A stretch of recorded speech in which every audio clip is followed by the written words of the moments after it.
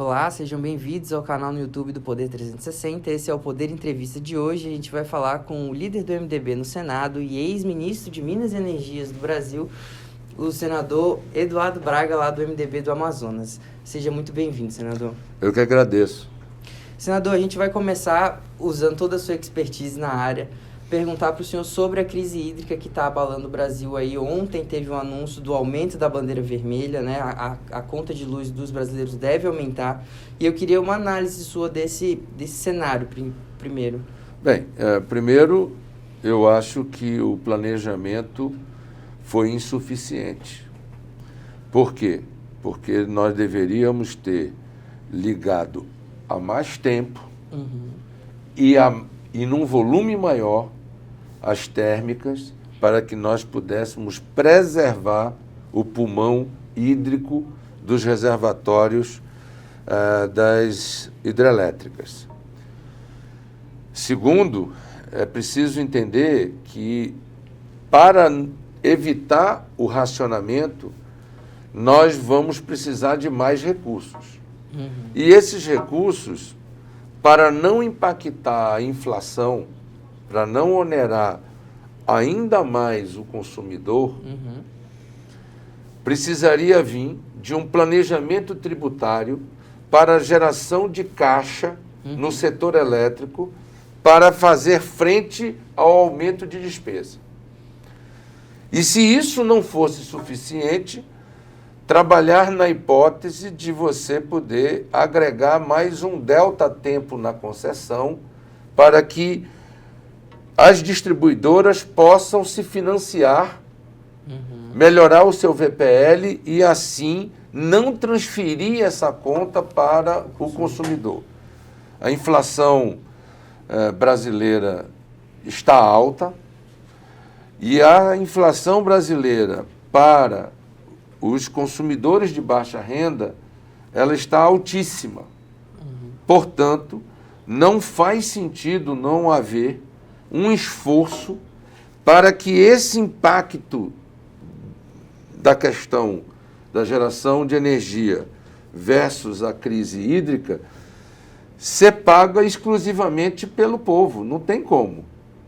É preciso que o governo federal e os governos estaduais abram mão desses tributos por um determinado período para que a gente possa vencer a crise hídrica.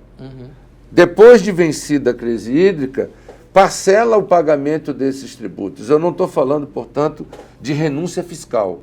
Eu estou falando de carência fiscal. Você faz um planejamento fiscal para você poder baixar o custo da energia nesse período hídrico e você poder botar energia mais cara sem aumentar a tarifa de energia elétrica. E esses tributos, eles não precisariam ser replanejados, por exemplo, numa reforma tributária? Não. Ou passar pelo Congresso? Poderia ser uma decisão do Executivo, tanto estadual como... Pode fazer por medida provisória, pode fazer por decreto, pode fazer como quiser. Porque, na realidade, não é renúncia fiscal que eu estou dizendo.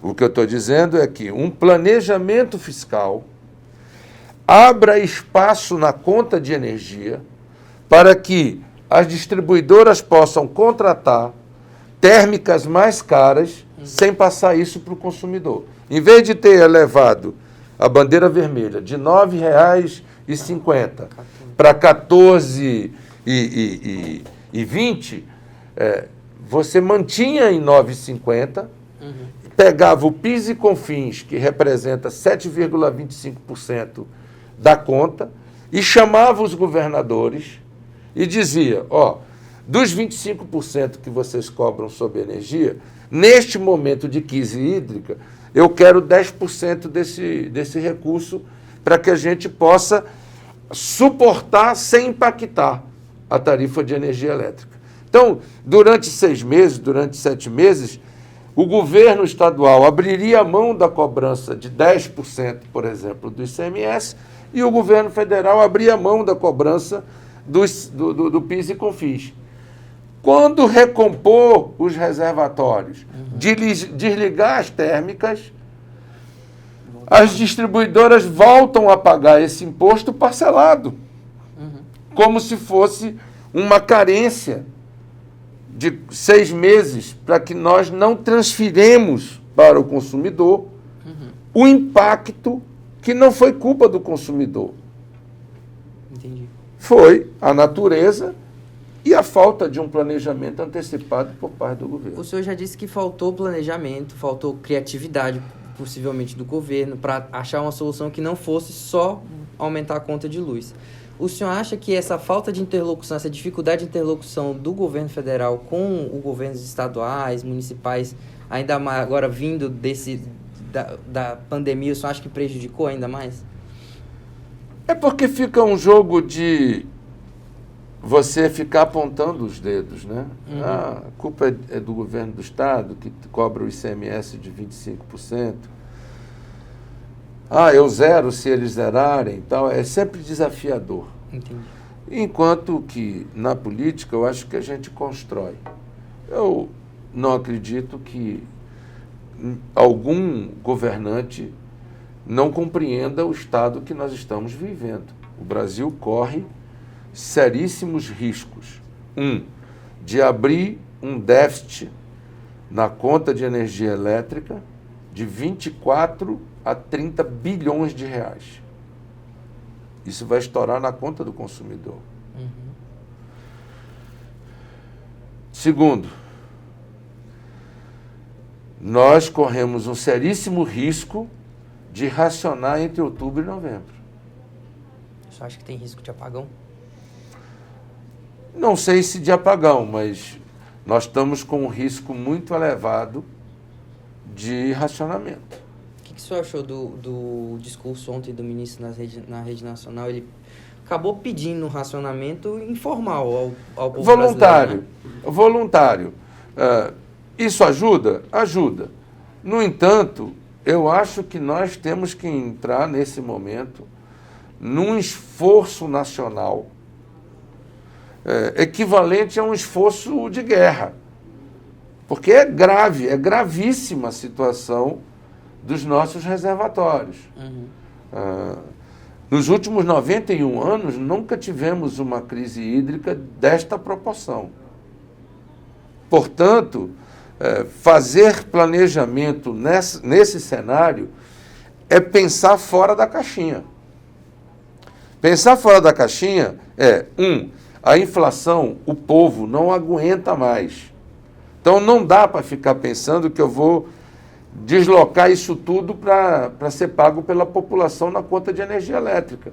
Então, o que eu tenho que fazer? Eu tenho que fazer um planejamento fiscal, União, Estado e municípios, tá certo? Não abrindo mão do tributo definitivamente, mas fazendo um planejamento em que, durante os meses em que eu vou ser obrigado a contratar todo e qualquer tipo de energia, na busca de não ter racionamento, a conta vai estourar, eu vou pegar o que deveria ser de tributo e vou absolver isso para não impactar o consumidor. Ok? Então eu vou usar todos os instrumentos que eu tenho à mão, todos os grupos geradores que eu tenho à mão, tudo que eu tiver, e eu vou transferir para o consumidor o mínimo possível nesse momento. É um esforço da União e é um esforço dos estados e dos municípios. Daqui a 6, 7, 8 meses, isso passa. Ora, recompõe os nossos reservatórios hídricos. Recompostos os nossos reservatórios hídricos, você vai desligar essas térmicas caras e que, via de regra, criam um desequilíbrio financeiro no setor. Aí você pode parcelar essa carga tributária que você usou para salvar o racionamento, sem onerar o consumidor, você vai e recebe. Então, acho absolutamente viável fazer isso. É a única forma de fazer esse movimento sem que não se crie um rombo financeiro no setor elétrico, sem impactar o consumidor. E eu acho que a União e os estados, nesse momento, suportariam eu chamo de wave, mas pode chamar de carência, pode chamar do que for, no sentido de abrir espaço na conta de energia elétrica sem aumentar a bandeira, para que nós possamos fazer o esforço de não ter racionamento. O racionamento é o pior dos mundos e nós estamos na iminência de. Esse déficit na conta de luz que o senhor falou, é porque as pessoas não vão pagar porque ficou mais caro? Não, é porque o custo que vai ser necessário para produzir energia elétrica não vai ser coberto pelo valor da bandeira e nem pelo valor da tarifa. Eles vão estourar, a não ser que eles não estourem e o racionamento se consolide. Entendi. E se o racionamento se consolidar, a conta vai ser aumento de desemprego, desinvestimento, paralisação da economia.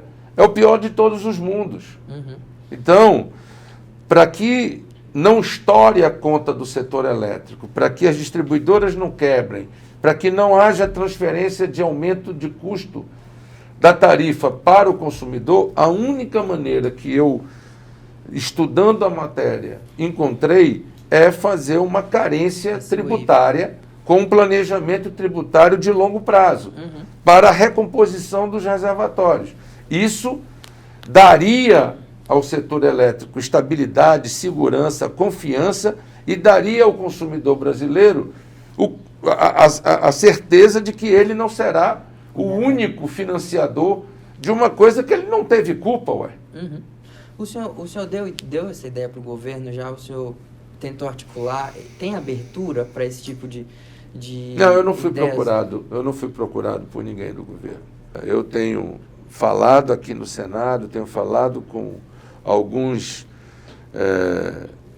operadores do setor e tenho conversado muito com as pessoas, porque a conta de luz está num patamar que as pessoas não estão mais conseguindo pagar. Principalmente A inadimplência está explodindo. E no norte, pior ainda. No meu estado é grave, é crítico. Eu sou do Pará e os meus familiares reclamam a mesma coisa. Que se produz muita energia lá e acaba mais caro. É isso aí. Eu queria perguntar para o senhor se nesse meio dessa crise toda, dessa grande reformulação que teve no governo, se o senhor foi chamado em algum momento ou considerado pelo governo para assumir o Ministério de Minas e Energia. Não. Não foi? Líder, eu queria uma análise sua agora sobre, puxando um pouco mais para a política. Como que essa crise hídrica pode impactar num governo que já teve que lidar agora recentemente com a pandemia, já tem que lidar com a inflação alta? Como que mais esse problema pode impactar no governo federal? É mais um desafio para o governo. Mas já dizia a minha santa avó que o que é do gosto regala o peito. Quando você pensa em presidir o Brasil, você não pensa apenas nos bônus da presidência da República. Tem também os ônus. Os ônus é enfrentar os desafios. Pandemia, estiagem, incêndios, problemas de segurança. Tudo isso são desafios. E se o governo for bem, a população reconhece. Se o governo for mal, a população criticará. O senhor já teve no governo federal, foi ministro de Minas e Energia, o senhor sabe qual que é o impacto, a proporção desse ministério para a popularidade do governo, para que as pessoas tenham essa percepção de que está indo bem, a conta de luz, né, as coisas todas. Olha, eu vou dizer aqui, eu aprendi ao longo da minha vida. Eu hoje sou um homem público que tem 40 anos de vida pública. Eu já fui prefeito, eu já fui governador 2 vezes, eu já fui ministro de Minas e Energia. Numa crise hídrica, todo mundo apostava de que nós íamos ter racionamento. Não tivemos, mas foi um esforço brutal. Lamentavelmente, não foi feito o planejamento tributário à época e a explosão foi na conta de luz.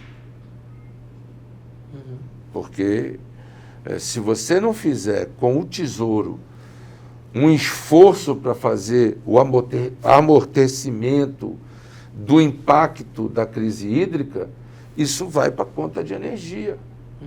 Então, o que eu estou aqui, através do 360, dizendo à nação brasileira, é que, para que nós não tenhamos novamente um problema de tarifaço de energia elétrica, na tentativa de evitar um mal maior, que é o racionamento, e só quem não teve energia um dia sabe o que é racionamento, a única forma que eu vejo é fazendo uma carência tributária, União, Estado e municípios, no setor elétrico, de forma controlada, de forma administrada pela CCEE, para que nós tenhamos espaço financeiro, fluxo de caixa, para contratar a energia que a gente precisar, para não deixar racionar e, ao mesmo tempo, essa conta não explodir para o consumidor.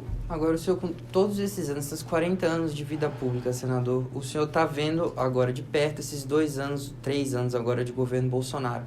Como o senhor acha, vendo o histórico e vendo como eles estão se comportando agora, o presidente fez uma motociata agora na terça-feira, um dia antes de anunciar a nova tarifa, como que o senhor acha que eles vão conseguir lidar com isso e já projetando 2022? O senhor acha que isso vai acabar...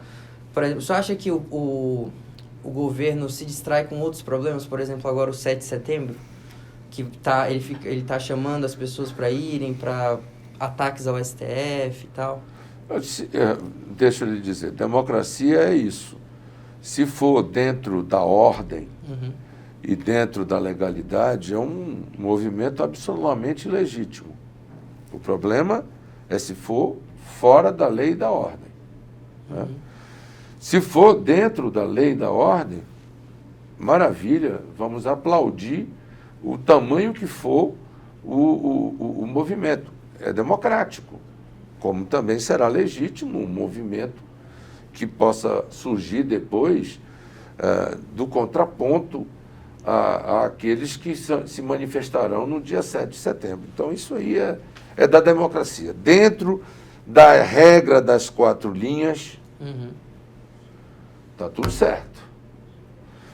O que não pode é a manifestação do dia 7 se transformar numa guerra campal e ataque às instituições de forma descontrolada. Né? Isso não. Isso não é democracia. Agora, manifestar a sua opinião, expressar a sua opinião, fazer isso de forma ordeira, pacífica, sem problema nenhum. Ainda nesse campo, o senhor foi o relator da sabatina do PGR Aras, que foi aprovado quase unanimemente pelos senadores, com baixíssima rejeição. Mas, junto com ele, veio a questão do Mendonça, né, do André Mendonça para o STF, que foi indicado até antes do Aras, mas ali, depois de ataques do presidente, mandou pedido de impeachment do ministro Alexandre de Moraes aqui para o Senado. Ele está seguro. O que o senhor sabe sobre isso? O senhor acha que vai sair essa data do Mendonça? Como o senhor vê o Mendonça aqui no Senado? Ele já tem os votos para ser aprovado, senador? Não sei. Não sei te responder. E acho que o presidente Davi precisa marcar a data da sabatina do ministro André. Ele precisa marcar a data da sabatina. Se vai ser no dia 20, no dia 15, no dia 30, ele tem que marcar. Isso ele tem que fazer. E eu já manifestei isso a ele, enfim. Mas eu acho que ele tem que marcar. Agora, depois de marcado e feita a sabatina, vamos aos votos. O MDB já foi procurado pelo ministro Mendonça? Já conversamos com o ministro Mendonça e estamos aguardando a definição da data para poder reunir a bancada, inclusive para ouvi-lo e tudo mais. O MDB é absolutamente democrático. Nós teremos as divergências, nós teremos as convergências, mas faremos isso unidos. Já falando de MDB, projetando para o ano que vem, senador, o senhor é um dos líderes do partido nacionalmente e também regionalmente, né? Como que estão os seus projetos para 2022 lá no seu estado? O senhor vai sair para governo? Já sabe? Não sei, porque isso não depende da gente. Ninguém é candidato de si próprio. Todo candidato majoritário depende de 3 viabilidades: a viabilidade eleitoral, a política e a viabilidade do apoiamento financeiro para a sua campanha. Sem essas 3 questões, não tem candidatura majoritária. O financeiro hoje depende do fundo eleitoral, que ainda não está nem definido qual é o fundo eleitoral de 2022. Portanto, eu tenho muito amor, muito carinho e muita gratidão pelo povo do Amazonas, que me fez vereador, deputado estadual, deputado federal, vice-prefeito, prefeito, governador, senador. Portanto, veja, esse povo maravilhoso em 40 anos me deu 9 mandatos. Portanto, eu sou muito grato ao povo do Amazonas e o que eu pudesse fazer para ajudar o Amazonas, eu estou de braços abertos e sempre disposto a ajudar o meu estado. Inclusive, foi o que motivou o senhor a entrar na CPI da pandemia, na CPI da Covid aqui no Senado, que está se caminhando já mais para o fim, já, né, deve sair aí daqui a um mês, 2, 3 semanas, o relatório do senador Renan. Que balanço que o senhor faz sobre isso, senador? Acabou que as questões regionais ficaram de lado, né? Bem, eu acho que a CPI tem seus méritos, tem um papel preponderante, por exemplo, em forçar o governo a agir afirmativamente em relação à vacina. O Brasil finalmente conseguiu adquirir vacina para o presente e para o futuro de uma forma mais responsável. Eu acho que a CPI teve papel importante nisso. Principalmente o contrato com a Pfizer. Se não fosse, primeiro, o projeto de lei que aprovamos no Senado e na Câmara, que viabilizou o contrato com a Pfizer e com a Janssen. Segundo, a CPI, que colocou luzes e pressão da opinião pública para que o governo federal pudesse agir. Óbvio que também houveram exageros e, na minha opinião, equívocos. Por quê? Porque a CPI também tem que ficar dentro das 4 linhas. Essas 4 linhas são o limite constitucional e os limites legais. Eu não posso, porque você me fez uma pergunta que eu não tenha gostado, apresentar um requerimento para quebrar o teu sigilo telefônico, financeiro, bancário. Não. Eu preciso ter fundamentação e conexão entre a tua atividade e a CPI e a Covid-19. Caso contrário, eu estou extrapolando. E muito do que aconteceu foi um pouco disso. Acabamos abrindo foco demais, deveríamos ter concentrado mais em algumas questões, como, por exemplo, a do Amazonas. Nós ouvimos sobre o Amazonas o Pazuello, o Mandetta, né, o Taixe, a Mayra e o secretário de Saúde do Estado do Amazonas. Teve aquele deputado também, não teve? E o deputado veio falar sobre a CPI. Veio falar sobre a CPI. E, lamentavelmente, aquilo teve um outro desdobramento. Mas acho que, mesmo assim, o senador Renan tem as informações necessárias para responsabilizar aqueles que foram negligentes e criminosos na condução do combate à Covid-19. O senhor acha que o presidente Bolsonaro vai aparecer nesse relatório como um dos responsabilizados? A saúde, ela é uma coisa em 3 partes, né? O Pacto Federativo está representado na saúde pela Comissão Tripartite. Então, União, Estado e municípios estão lá. Mas quem lidera é a União. O Ministério da Saúde diretamente. Portanto, Houve crime contra a saúde pública? Na minha opinião, houve. E eu faço uma conta muito simples para você. E convido o telespectador a fazer conosco. O Brasil tem quantos por cento da população mundial? 2,5% da população mundial. No entanto, quantos por cento o Brasil tem dos mortos da Covid no mundo inteiro? Quase um quarto, 25%. Ora, como é que uma população que representa 2,5% do mundo consegue ter 25% dos mortos? Algo aconteceu de errado. Algo aconteceu de errado. E o que aconteceu de errado? Não houve planejamento para assistência, não houve coordenação, não houve treinamento, ficamos batendo cabeça com o que não deveríamos ficar batendo cabeça, tratamento precoce, ivermectina,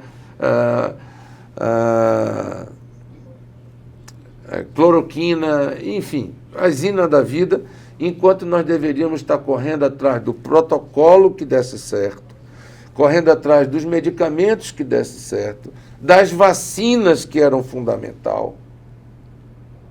O Brasil veio deslanchar no programa de vacinação já a partir de junho.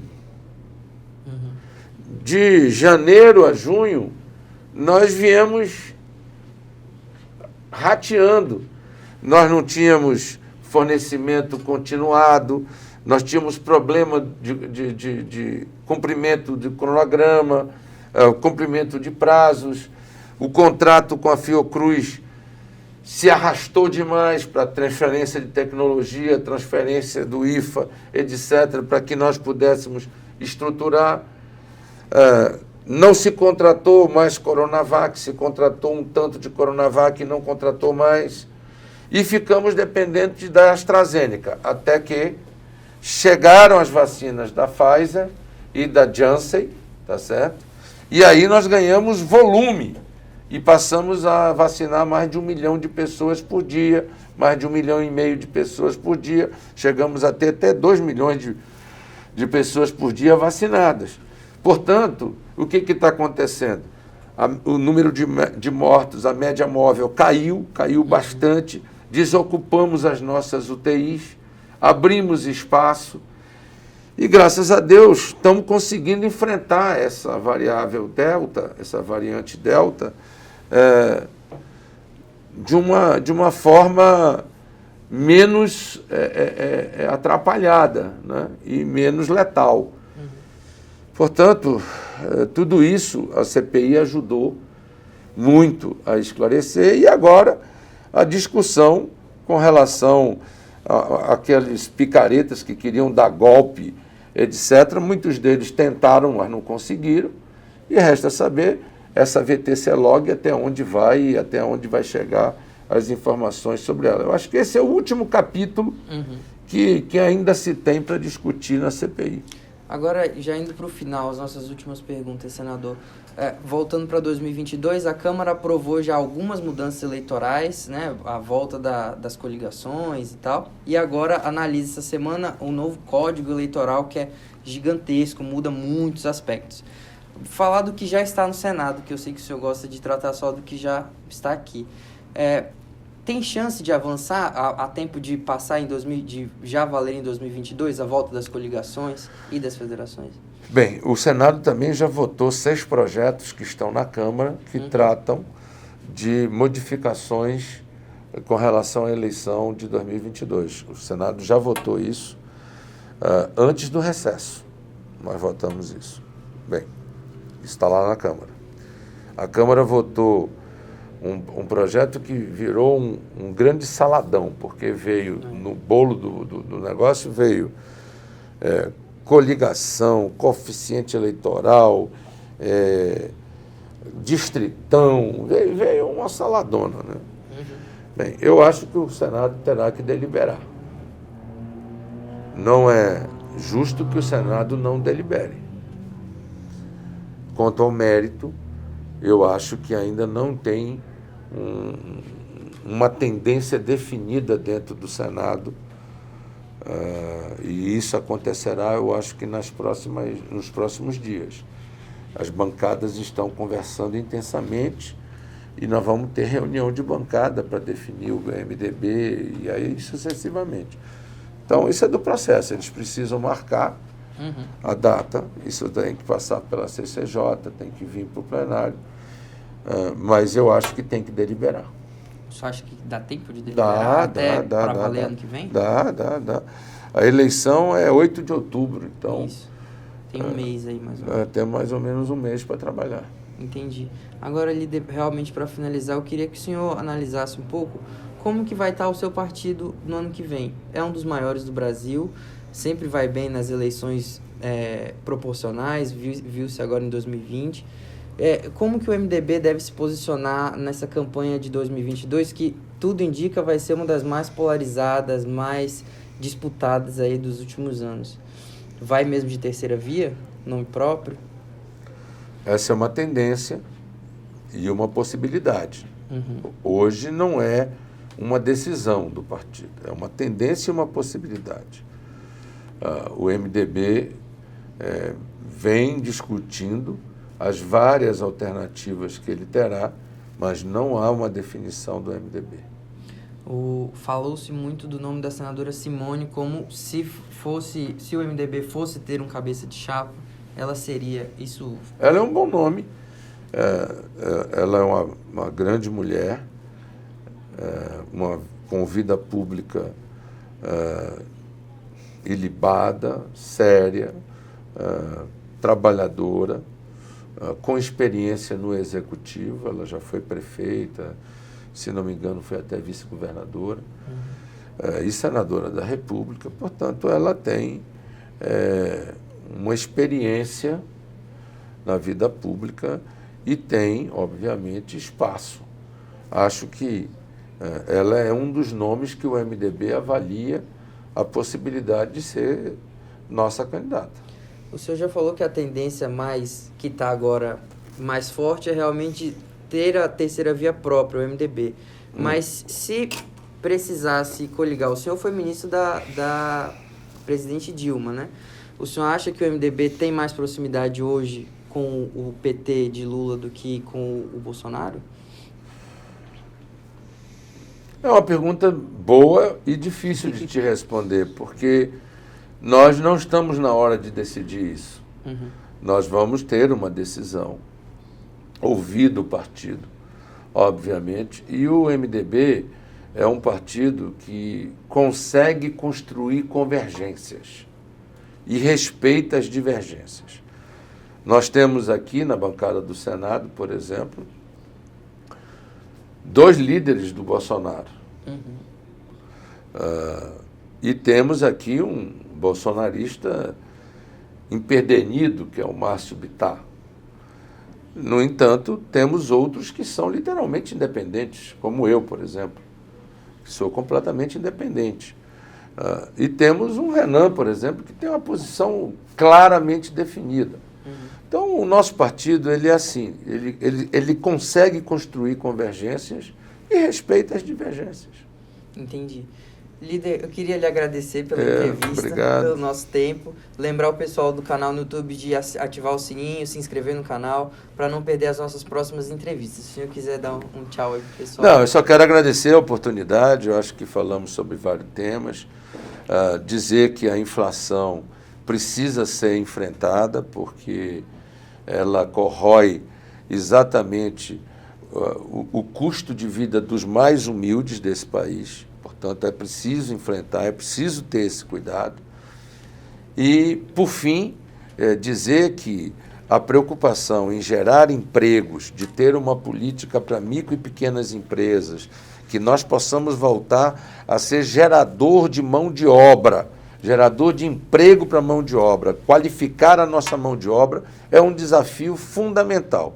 E, por fim, acho que a fome está muito grande no Brasil e o governo federal precisa, nós já estamos em setembro, e o governo federal precisa urgentemente olhar e resolver esta ajuda que é de transferência de renda para esse povo que está faminto, desempregado e vivendo uma das maiores inflações dos últimos anos.